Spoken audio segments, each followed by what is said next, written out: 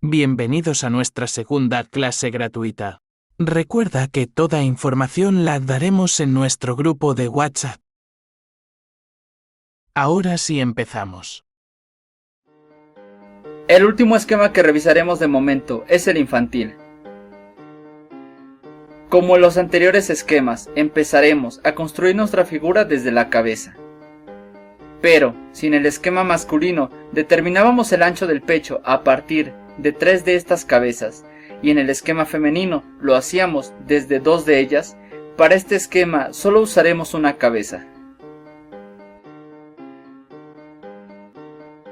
Este no es el único cambio que implementaremos en nuestro esquema infantil, sino que tanto pecho como zona pélvica tendrán el mismo tamaño. O dicho de otra forma, para construir el tórax de nuestro dibujo usaremos una figura de reloj de arena. Claro, esta forma suele ser más asociada a la figura femenina, pero, como ya vimos, la figura femenina debe tener un mayor volumen en su parte inferior, en el área de las caderas para ser más exactos. En cambio, nuestro dibujo infantil sí debe tener ese equilibrio entre pecho y pelvis, ya que es un cuerpo que todavía no desarrolla hombros anchos o caderas pronunciadas, como pasa con una figura adulta dependiendo de su género.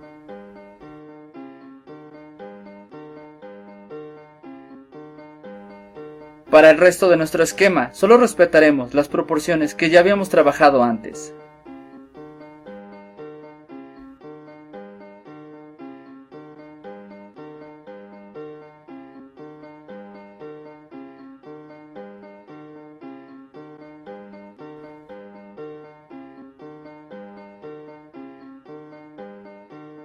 En cuanto a la forma de implementar el volumen a nuestro cuerpo, seguiremos la mayoría de pautas ya establecidas en el canon masculino, con la diferencia de que no imprimiremos más volumen al torso de nuestro dibujo.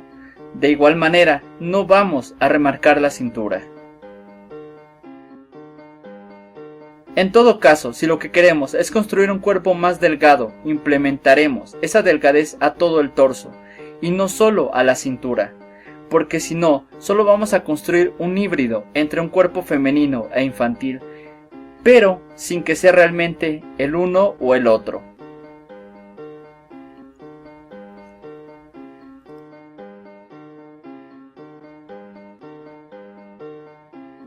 Con este esquema llevaremos 3 diferentes versiones realizadas.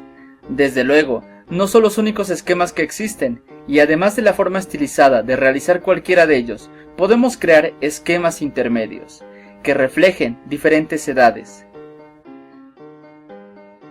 Podemos realizar un esquema intermedio entre el infantil y el adulto y conseguir un esquema adolescente.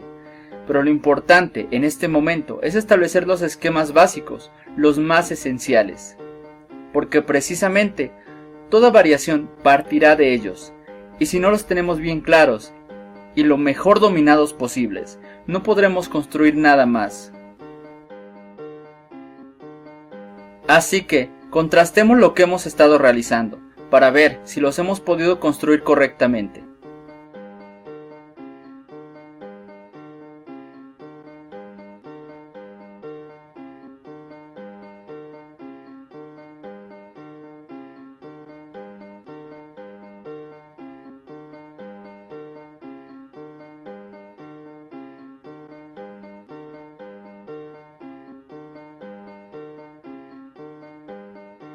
Una forma de saber si hemos estado realizando bien nuestros diferentes esquemas es contrastarlos entre sí. Si hemos hecho todo bien hasta este punto, tendríamos que tener 3 esquemas perfectamente diferenciables, no puntos intermedios ni diferentes etapas de un mismo cuerpo, sino 3 cuerpos diferentes, uno femenino, uno masculino y finalmente uno infantil, que además de diferencias estructurales, es decir, en el esquema básico, en ese armazón compuesto de líneas, también debe presentar algunas diferencias significativas en su composición volumétrica. Con un pecho más ancho en el primer esquema, unas caderas más pronunciadas en el segundo que vimos, y una estructura más equilibrada en este último.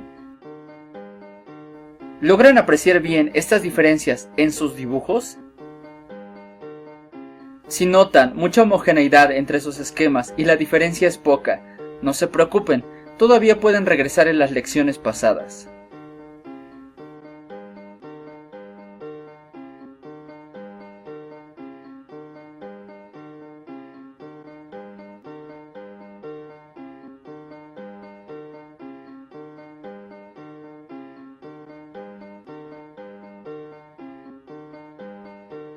Si ya puedes dominar con bastante soltura cada uno de estos esquemas, trabaja su movimiento.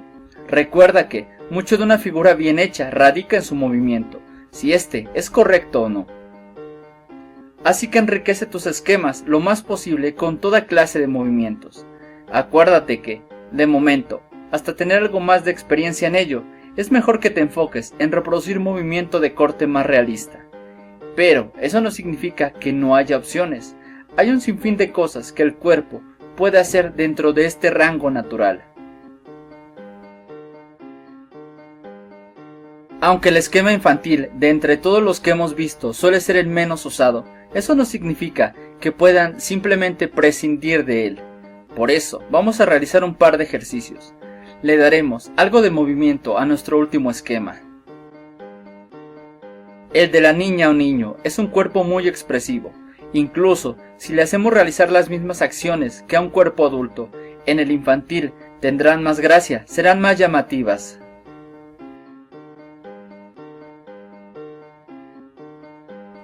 Ahora bien, si quieres llevar la práctica un poco más lejos, no solo dibujes a una de las figuras que hemos visto hasta ahora, sino que sitúala en un mismo espacio con otra.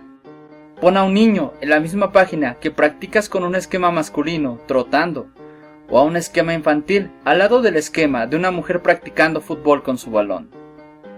Así podrás ir trabajando de mejor manera el tamaño de cada cuerpo en relación a los otros, y no tendrás más adelante niños de 2 metros ni hombres que le llegan apenas a la cintura a una mujer, u otras cosas raras.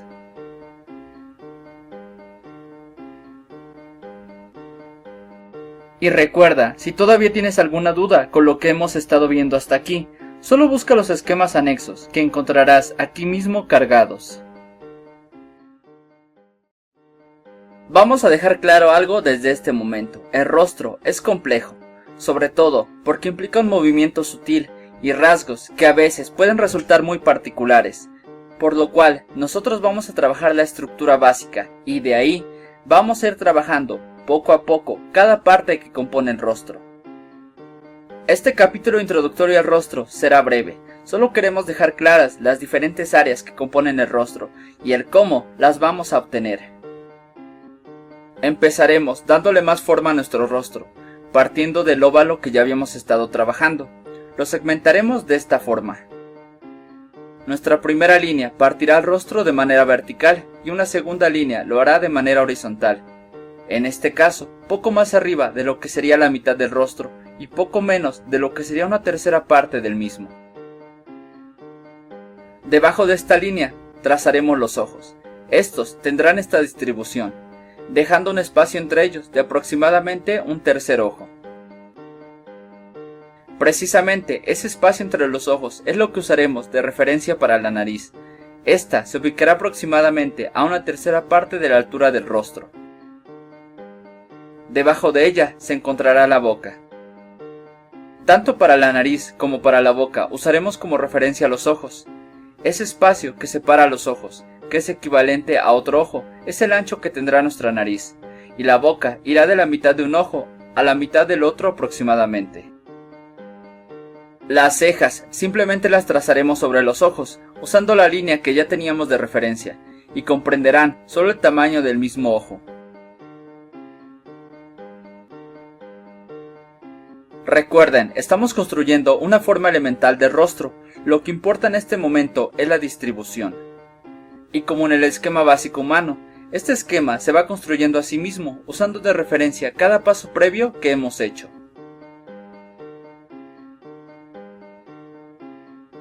Finalmente, con respecto a las orejas, estas las ubicaremos desde la altura de la ceja hasta la altura de la nariz. Y con esto completamos nuestro esquema elemental básico.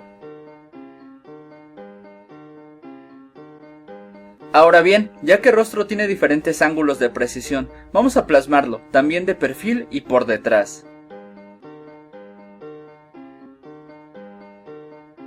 A estas alturas del esquema no es complicado, simplemente trasladaremos las medidas que ya habíamos señalado, aunque de momento vamos a dejar de lado detalles como darle forma a la nariz o las orejas. Con que podamos ubicar correctamente su posición será suficiente. Ya que, como en los esquemas anteriores, lo esencial es conocer su posición y su relación con el resto del cuerpo.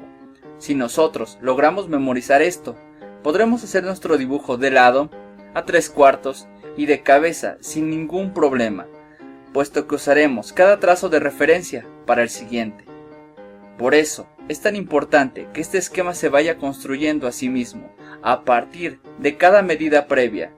Y sí, con el rostro pasa exactamente igual.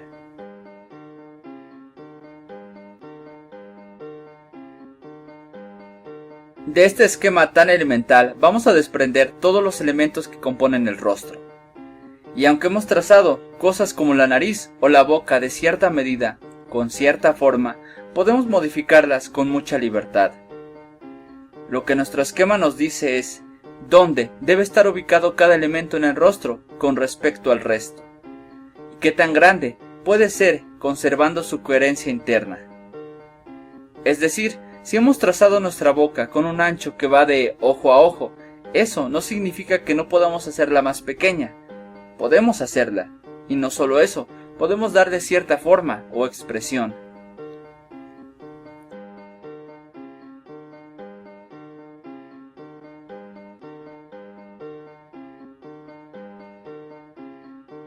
Lo mismo con la nariz, que hayamos determinado su ubicación y una extensión base no significa que nos vaya a quedar una nariz enorme. No, para nada. Significa que ese será el rango dentro del que podremos trabajar. Además, la nariz tiene diferentes volúmenes que tendremos que plasmar posteriormente, como las fosas nasales, que no siempre se encuentran a la misma altura del lóbulo de la nariz, cosa que puede cambiar significativamente el tamaño y la forma que ésta adquiera. O el puente de la nariz, que puede ser más o menos pronunciado, dejando un profundo valle en el entrecejo.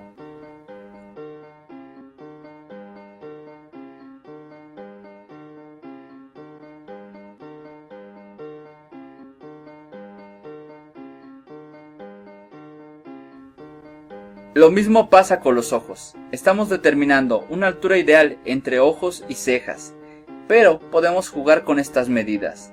Hacer una ceja un poco más alzada o juntas, darles diferentes volúmenes a las mismas, o hasta desaparecerlas.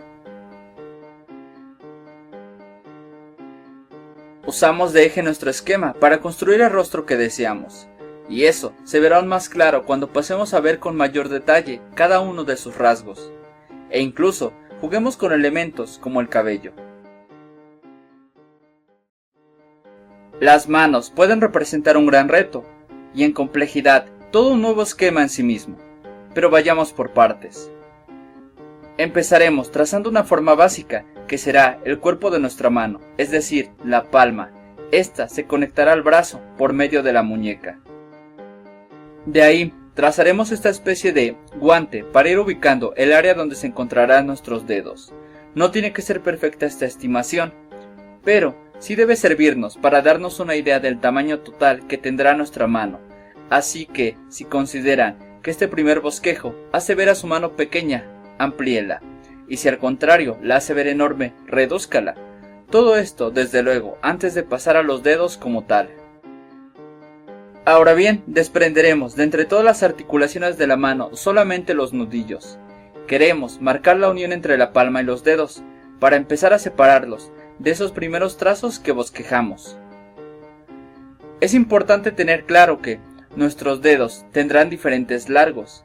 Esto, desde luego, puede variar de mano a mano e incluso comparando ambas manos de una persona. En una de ellas puede ser un poco más largo un dedo que su equivalente en la otra mano.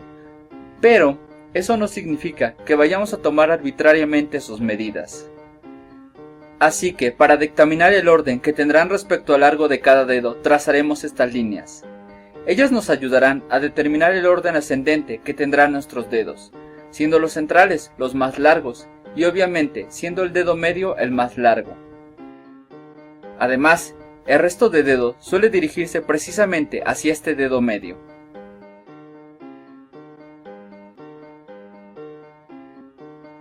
Como señalamos cuando empezamos a hablar del movimiento y cómo se comporta este sobre nuestra figura humana, el eje central desde donde nuestra mano se moverá será la muñeca. Este será un movimiento amplio y le permitirá a nuestra mano rotar completamente. Es, de las articulaciones que señalamos, la que tiene un rango de movimiento más grande. Y en buena medida ahí radica mucho de las dificultades con las manos, su movimiento. El movimiento, como ya vimos, es esencial para transmitir vida a nuestro dibujo. Un dibujo bien hecho, proporcionado y hasta lleno de detalles será solo una forma pobre si no expresa algún movimiento. Y las manos, junto al rostro, son las partes más expresivas del cuerpo. Así que si no logramos transmitir ese dinamismo, nuestras manos solo serán un apéndice más, y no esa parte tan esencial de la anatomía humana. Ahora bien, ¿cómo transmitiremos ese movimiento? Jugando con sus articulaciones. Y eso empieza desde la muñeca. Piénsese de esta forma. Si al principio, cuando hablamos de la soltura, hicimos hincapié en que la mejor forma de realizar nuestros ejercicios de soltura es usando el movimiento del brazo y no solo el de la muñeca, es porque el movimiento, a menos que sea realmente corto, involucra a todo el brazo. Pues bien, las manos que dibujemos, sobre todo si están representando un movimiento como un puñetazo, el lanzamiento de algún objeto, un estrechar de manos, un aplauso, etc., serán movimientos en los cuales nos apoyaremos en la fuerza que ya traiga el brazo al ejecutar esta acción. Y la primera articulación donde esta inercia se verá reflejada será la muñeca. Nuestra muñeca debe expresar ese movimiento transmitido por el brazo, canalizarlo y redistribuirlo a los dedos. Y al contrario, debemos evitar que el movimiento que reproduzcamos sea un movimiento donde no se vea una conexión entre mano y brazo, como si sus movimientos estuvieran aislados el uno del otro y fuesen dos elementos independientes. El cuerpo es un todo que se ve afectado entre sí, y sobre todo esto es más evidente de sus partes más grandes, más pesadas, hacia las pequeñas. Aunque este primer esquema es realmente sencillo y aún no está completo, podemos hacer una serie de movimientos y posiciones de mano con él. La idea es transmitir el movimiento de nuestra mano como un todo, sin enfocarnos a los dedos de manera individual, porque si bien eso enriquece nuestro dibujo, en este momento puede resultar un tanto caótico y confuso de plasmar. Eso no significa de ningún modo que no veamos esto más adelante. Para nada. Todavía nos resta un capítulo más sobre la mano, y más adelante, en un próximo curso, trataremos incluso movimientos más particulares que la mano puede lograr. Pero, de momento, empecemos con esto.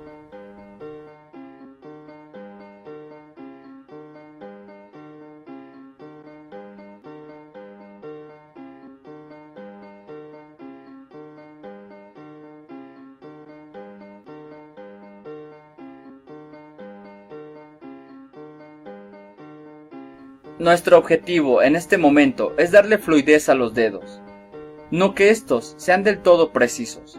Por eso no estamos trabajando aún todas sus articulaciones ni segmentándolos. Son un único cuerpo, pero libre para moverse.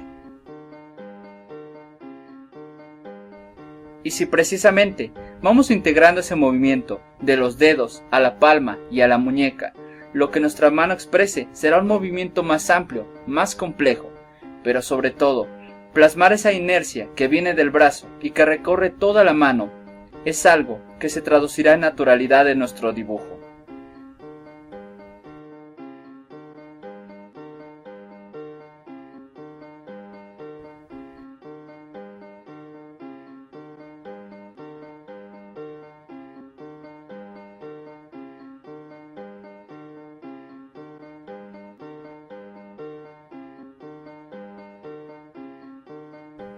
Sin duda, el mejor referente para dibujar manos reside ya en cada uno de nosotros, y una de las mejores formas de ir practicándolo y familiarizándonos con el movimiento de las manos es usando las nuestras como ejemplo.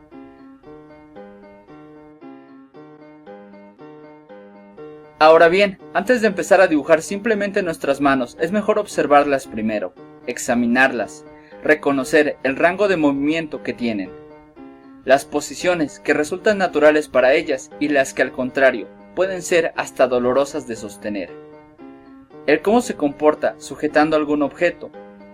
Todo ello nos permitirá una mejor comprensión de la mano, y eso es lo que necesitamos en un primer instante. Ya que es curioso, pero una de las principales razones de que dibujar manos se nos complique tanto es que pese al tremendo uso que les damos todos los días, no siempre acabamos de comprender su funcionamiento, la forma en que se mueven, sus características principales. Quizás pase esto porque las damos demasiado por hecho, y a menos que se tenga una lesión, reparamos un poco más en la forma en que se mueven.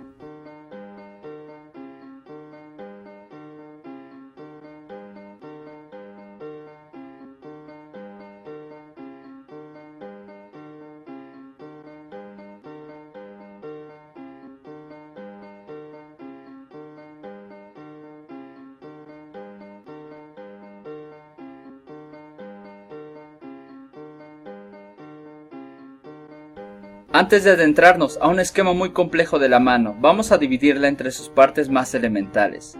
Posteriormente, trabajaremos sus articulaciones y el largo de cada uno de sus dedos. De momento, con identificar correctamente su forma y configuración básica es suficiente. Ir paso a paso con las manos nos hará batallar menos con esta parte del cuerpo, y veremos que más que difíciles, lo que pasa con las manos es que son complejas. Pero podemos franquear ese problema si vamos poco a poco, en lugar de saltar inmediatamente a construir una mano que acabará pareciendo cualquier otra cosa menos una mano. Así que practica este esquema varias veces y cuando empieces a sentirte a gusto con él, busca fotos e imágenes referenciales para dibujarlas. Recuerda, en este primer paso lo que nos interesa es poder identificar con claridad cada parte de la mano que acabamos de señalar y mantener la proporción entre sus partes, nada más. Si tus ejercicios pueden plasmar claramente eso, llevarás una buena parte de este trayecto ganado.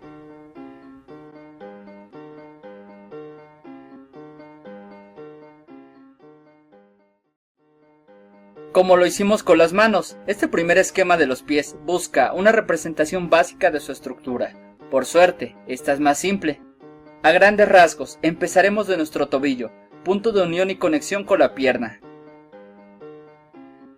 Una vez realizado esto, le daremos forma a lo que será nuestro pie.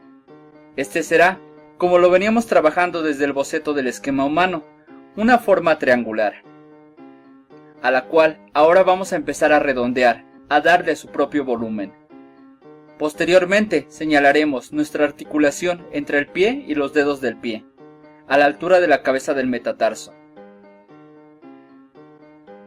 Y finalmente realizaremos el trazo de nuestros dedos.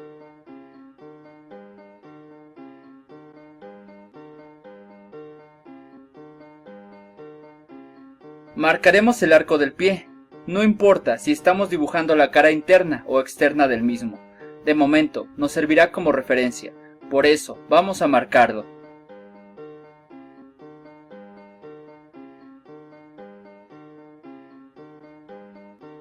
A los dedos, de momento, no les prestaremos demasiada atención, ya que para representar el desplazamiento de los pies, con que señalemos su ubicación, tendremos más que suficiente de momento. Pero, cambiemos de perspectiva para ver cómo los vamos a trazar. Si se fijan, a nuestros pies, como lo hicimos con nuestras manos, solo los estamos dividiendo en una articulación que los conecte con el pie y una única pieza por dedo. En este caso, es solo al dedo gordo al que le estamos dando una segmentación más apropiada, porque su tamaño y conexión con la cabeza del metatarso que es uno de nuestros puntos de apoyo básico, nos servirá de referencia a la hora de dibujar su desplazamiento. Ahora veamos un par de ejemplos del movimiento que debemos buscar a la hora de representar a nuestros pies. En el movimiento de nuestros pies, lo que realmente nos importa reposa en el tobillo, el talón y la cabeza del metatarso, no en los dedos. No que estos no importen, pero mientras logremos representar el movimiento desde estos 3 puntos, nuestro dibujo estará bien cimentado. Pero veamos entonces cómo es que estos puntos referenciales funcionan precisamente a la hora de mover y soportar el peso del cuerpo. Precisamente estas áreas son importantes porque son nuestros puntos de apoyo a la hora de mover a nuestra figura humana.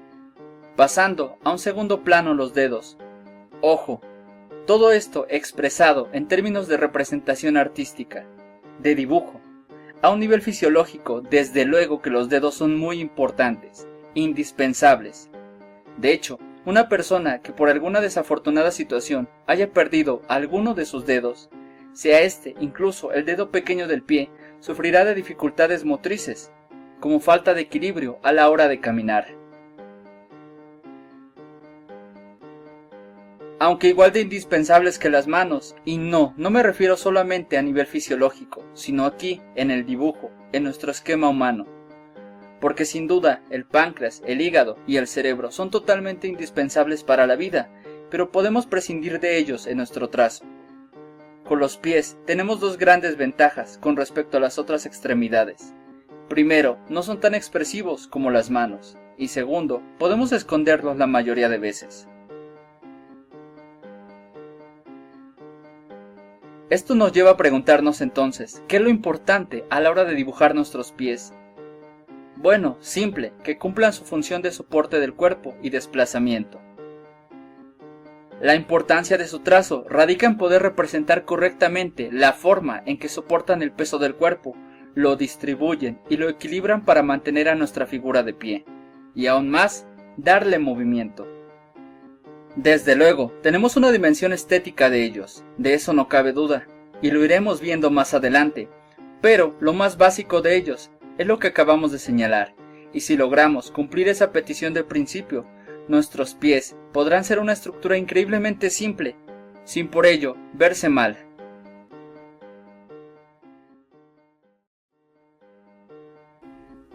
A estas alturas, debemos tener un dominio aceptable de la figura humana, así que es hora de ponerlo en práctica. Lo que vamos a hacer es dibujar diferentes figuras manteniendo una interacción entre sí. Vamos a dibujar a nuestras figuras con la vista lateral o de perfil, pero no vamos a trabajar a una perspectiva. Esta es mucho más compleja y solo cuando nuestro dominio en el dibujo pase de aceptable a bueno entraremos en ese terreno. Hacerlo antes solo nos dará dibujos mal hechos. Así que de momento enfoquémonos en imprimirle esa naturalidad a nuestros esquemas al interactuar con otras figuras. Eso ya será un buen reto por sí solo.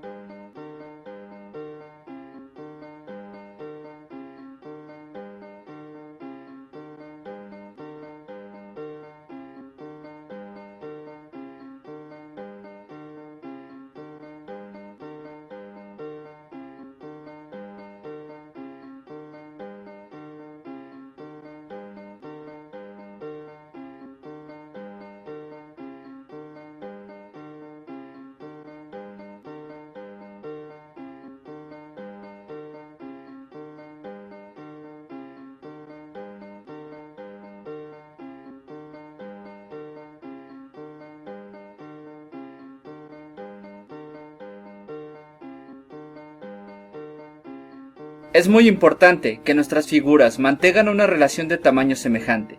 Puede parecer algo demasiado obvio, pero al traducir una idea al papel, a veces esta puede resultar mal hecha.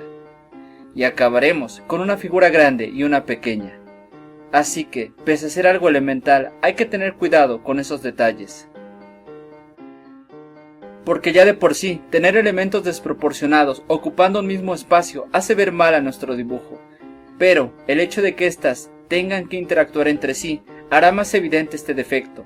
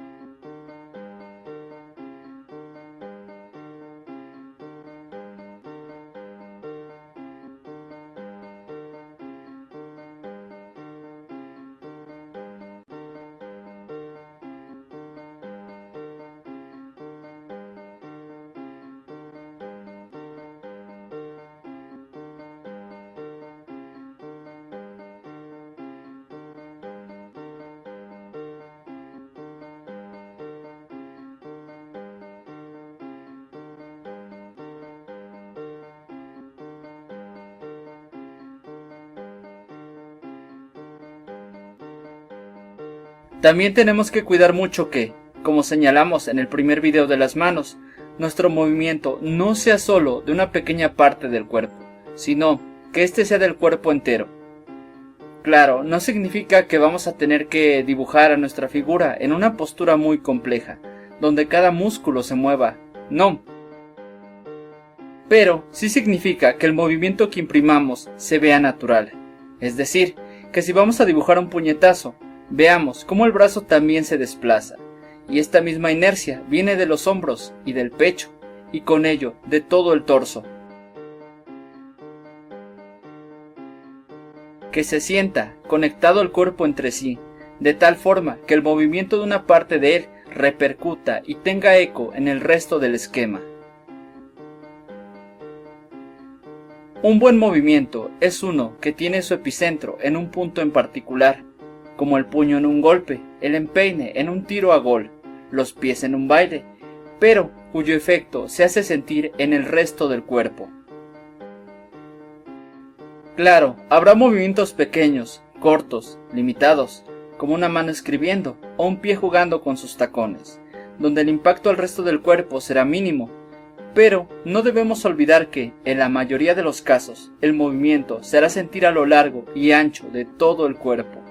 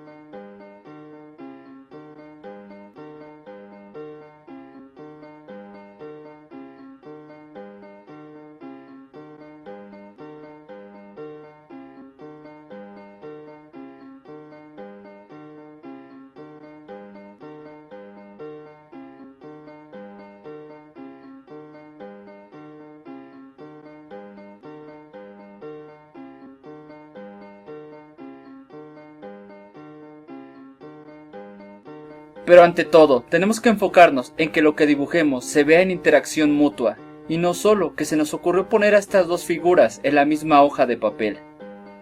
Debe sentirse su interacción, así como hablábamos de que en un movimiento, fuese este tan solo en una pierna, debe hacer eco en todo el cuerpo. De igual manera, el movimiento de una figura, su acción, debe ejercer un correlato en el otro cuerpo, generar un efecto. Claro, esto abarca un abanico tan amplio de posibilidades como la imaginación alcance, pero pensémoslo así.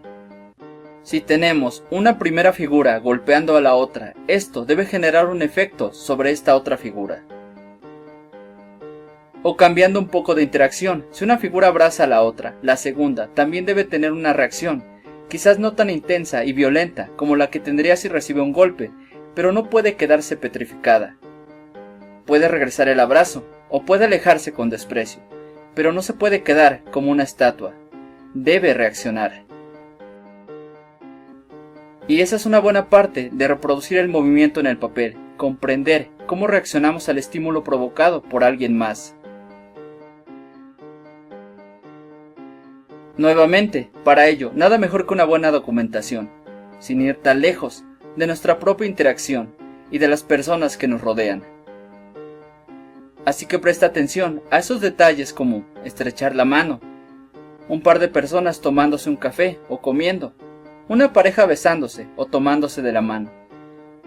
Y deja esas interacciones más teatrales como un combate a muerte para las películas. Por suerte, para esta clase de referencias, no nos quedaremos sin ejemplos.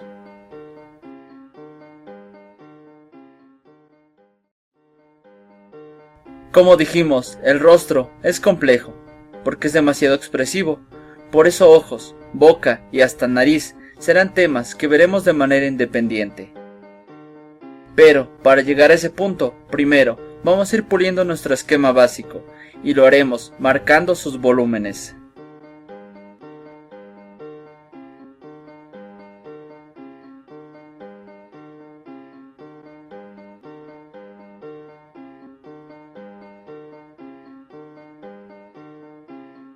Lo que haremos será establecer los puntos más prominentes, los más sobresalientes del rostro. Desde luego, lo primero que figurará en este sentido es la nariz, así que vamos a trazarla. No tiene que tener una forma exacta, así que solo la vamos a indicar de momento.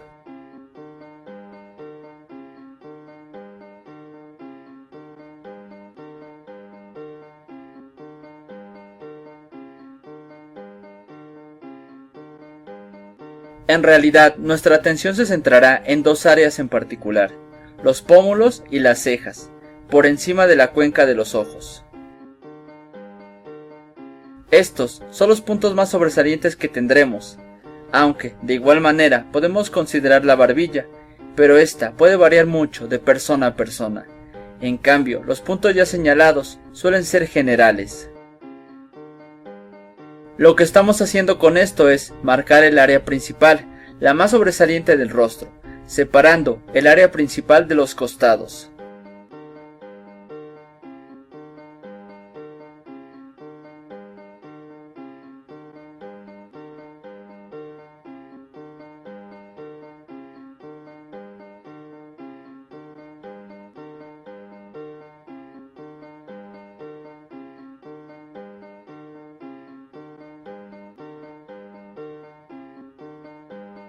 Si recuerdan, nuestro primer esquema era un rostro mayormente redondo, una cara bastante redonda. Precisamente se veía así, ya que no existía esta separación entre sus diferentes volúmenes. Pero con este cambio, vamos a darnos cuenta que nuestro esquema no estaba errado, solo hacía falta diferenciar sus volúmenes.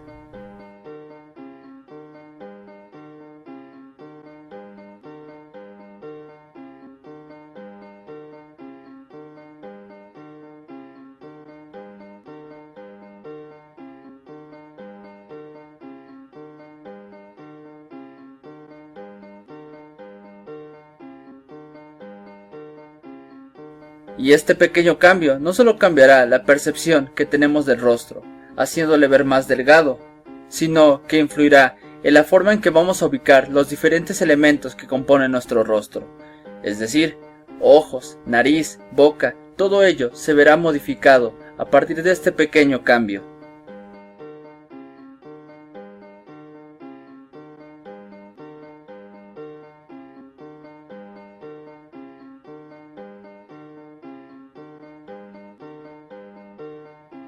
Ahora bien, conocer las áreas de volumen de nuestro rostro nos servirá para saber cómo situar los diferentes elementos que compondrán nuestro rostro.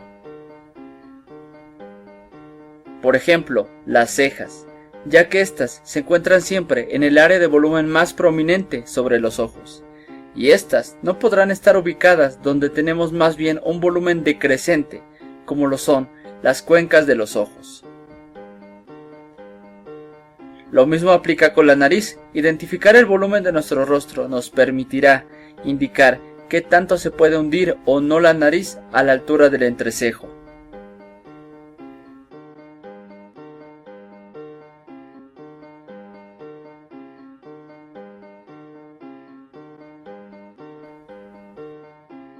Desde luego, cuando vemos la forma en que la luz interactúa con nuestro esquema, poder distinguir nuestras áreas de mayor volumen nos dará la pauta para poder ubicar correctamente la sombra a nuestro dibujo.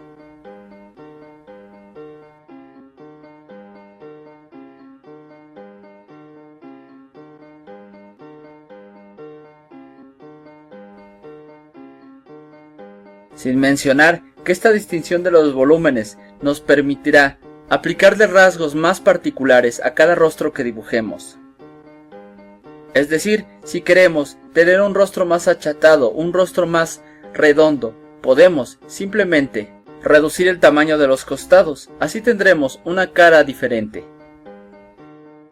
Lo mismo pasará si queremos moldear un rostro con una frente prominente, o si queremos un efecto donde los ojos se encuentren más sumidos.